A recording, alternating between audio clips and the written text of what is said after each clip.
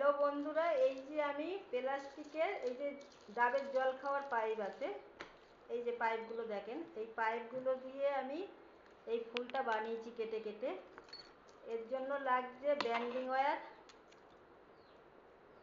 আর এর জন্য লাগছে এই যে পুঁতি।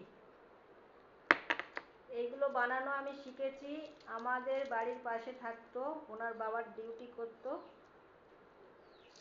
ওনার কাছ থেকেই এই প্লাস্টিকের এগুলো শেখা। উনিও নিজে হাতে অনেকগুলো বানিয়ে আমাকে দেখিয়ে দিয়েছেন। আমার কাছে এই ফুলগুলো অনেক সুন্দর লাগে।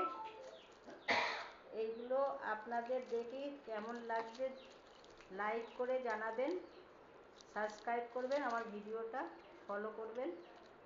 আমি এরকম নতুন নতুন ধরনের ফুল বানাবো। এইগুলো ফুলের ফুলদানিতে রাখলে খুবই ভালো দেখাবে, ঘরের সৌন্দর্য বাড়বে।